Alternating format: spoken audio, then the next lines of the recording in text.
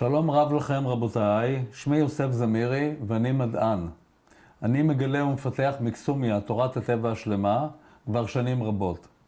מיקסומיה מאחדת את כל הטבע, כולל הדומם, הצומח, החי והאדם, ואני מוכיח כי כל הטבע הוא אורגניזם חי, כולל הדומם. אני יורד לעומק יסודות הטבע, שם קיימות רק הוכחות של חוקי הטבע, ואין שם אפילו הנחה אחת. לכן אני טוען גם ומוכיח כי יש לבטל את כל שיטת ההנחות כפי שאני אראה. תורת מיקסומיה מרימה את מסך האשליה. באמצעותו הפיזיקאים הסתירו את הנזק שגרמו לכולנו כבר 350 שנה בגלל שטחיות, אגו וחוסר אינטליגנציה פנימית, ותסלחו לי על זה רבותיי. תורת מיקסומיה מוכיחה שאפילו אחד מהמיליונים של הפיזיקאים, עליהם שמחנו כי יחדרו לעומק, לא עשה זאת ולא הבין את מהות הטבע במלואה. הם לקחו רק את הדומם ולמעשה עסקו רק בו. כל ילד היה יכול להוכיח כמוני לכל הפיזיקאים, כולל איינשטיין וניוטון, כי הנחת הרציפות עליה הפיזיקאים חינכו ושתפו אותנו באדיקות ובשטחיות, והאמנו להם, מופרכת מסיבה טריוויאלית. ברציפות אין תנועה, ולכן אין טבע. לכן ההתקדמות המדעית הייתה זהירה ביותר, כפי שהוכח לכם בהרצאה המרכזית, למרות שאתם חושבים שהייתה מהירה, הייתה יכולה להיות גדולה עשרות מונים ומאות מונים. אם בהנחת הרציפות אין תנועה ואין טבע, כפי שאני מוכיח, איך הפיזיקאים בכלל הצליחו לקדם משהו במדע? זאת שאלה טובה. התשובה היא שהם קידמו מעט, אך מעט מאוד ביחס למיקסומיה, כי הם יצרו פיזיקה חלולה ללא הפנימיות, רק המסה החיצונית. הכל דוחפים, הכל מושכים, הכל מניעים, אבל הפנימיות, שם נמצאת האינטליגנציה המנהלת הפנימית, שיש לה מטרה, לשם לא הגיעו. אבל שם הוכחה מיקסומיה נמצאת האינטליגנציה הפנימית, בעלת רצון ומרכיב נפשי ומחשבתי, שהם עיקרו וסרסו אותו מהמדע. והיא זאת שתוביל את המדע קדימה פי מאות מונים מעכשיו. האינטליגנציה המנהלת הפנימית שנמצאת בכל אחד מחלקיקי ומסות הטבע. תורת מיקסומיה מפריכה את בסיס חוקי הפיזיקה השגויים והשטחיים הטוענים כך. יש רציפות, כך הם חושבים, יש תנועה רציפה, יש זמן רציף, יש מרחק רציף, יש ריק בטבע, יש כוח משיכה ללא הסבר, אבל אין אינטליגנציה עם רצון ויסוד נפשי ומחשבתי בדומם, בכל הדומם, שרק בו הם עוסקים. אבל מיקסומיה מוכיחה שיש, ושהדומם הזה שהם חושבים שהוא דומם הוא חי, הוא אורגניזם חי שממנו הורכב כל הטבע, כולל אנחנו, כולל האדם. לכן מיקסומיה מוכיחה כי כל מה שבנו הפיזיקאים הוא אשליה. אשליה מוכחת על ידי מיקסומיה. אני מוכיח באמצעות מיקסומיה כי הטבע כולו מתנהג בקפיצה קוונטית ללא זמן. שהוא אשליה, הזמן. אשליה שהמציאו את האדם. וללא מרחק. אין מרחק בטבע האמיתי. ואין מהירות בטבע האמיתי. ההפך ממה שכולם חושבים היום, כי בטבע אין זמן. זה האמת. וניתן להגיע לכוכבים תוך כ-20 שנה בשניות ספורות באמצעות העובדה שאין זמן בטבע. לא שיש קיימת מהירות אינסופית, אלא אין זמן בטבע. זאת אומרת, משהו נמצא כאן ולאחר מכן נמצא כאן, בלי לדעת מה קרה בתווך.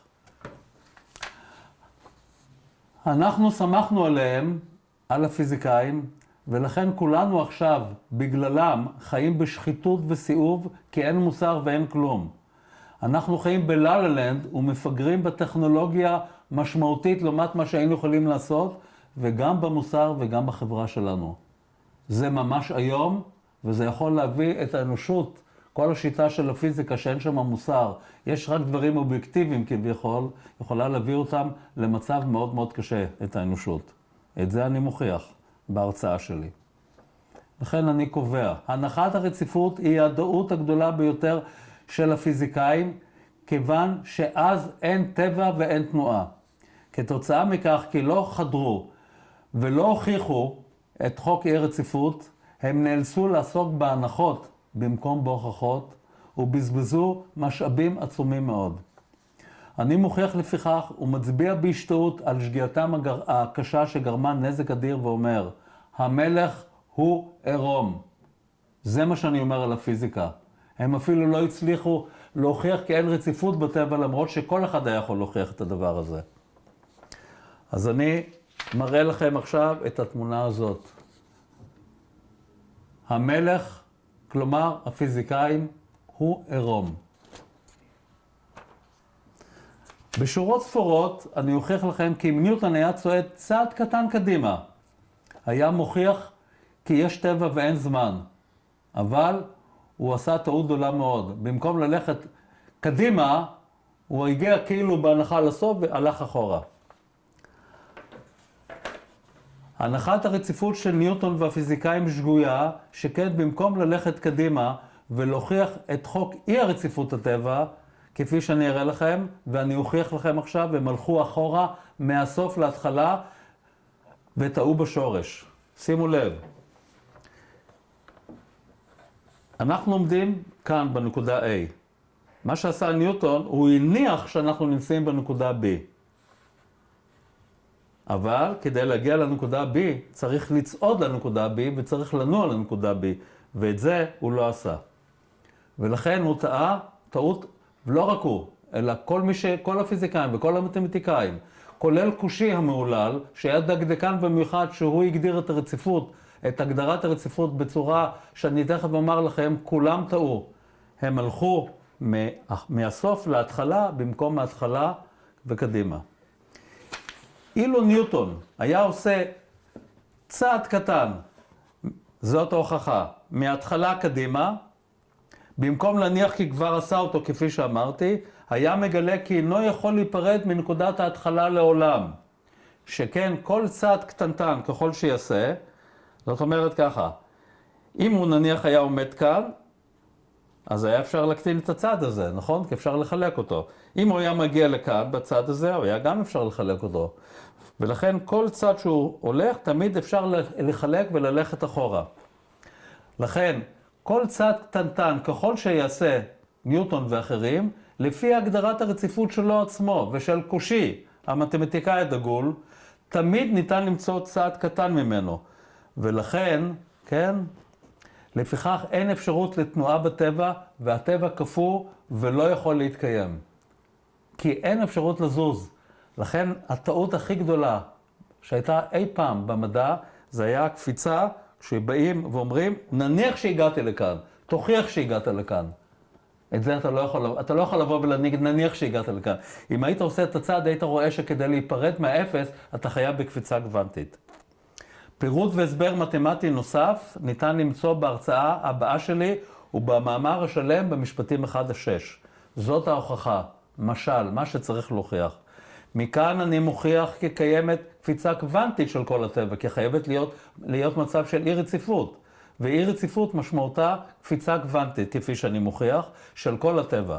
חלקיקים ומסות, ולכן אין זמן בטבע, ולכן כל חוקי הפיזיקה מופרכים, כולל חוקי ניוטון, תורת היחסות והקוונטים. אני רוצה להזכיר לכם שכל התורה של ניוטון, של איינשטיין, מבוססת למעשה על זמן, על הממד הרביעי של הזמן. והממד הזה לא יכול להתקיים כי אין זמן בטבע. ולכן אפשר לראות את הדבר הזה רק בשיטה של הוכחות. ומה שעשה הפיזיקה, היא רק הניחה הנחות. וכל ההנחות שלה היו מבוססות על אשליה של הרציפות. אני מזמין אתכם לצפות בהרצאה המדעית המרתקת והמדהימה ביותר, שהייתה אי פעם במדע, כך אני חושב. שתראה לכם שמטרת הטבע האמיתית שלנו, של כולנו, היא מקסום הרווחה שלנו, שזה אושר, אושר עם א', ואולי גם עם עין. באמצעות האנרגיה שלנו שהיא בפנימיותנו. זה המטרה, ואני רק אזכיר שוב, הטכנולוגיה של מיקסומיה מראה שניתן להגיע לכוכבים כמעט ללא זמן, זאת אומרת, תוך שנים ספורות של נניח סדר גודל של 20 שנה, נוכל להגיע, אם אנחנו נעבוד לפי שיטות מיקסומיה, לכל כוכב בשניות ספורות. אני מאוד מודה לכם ומזמין אתכם להרצאה. תודה רבה.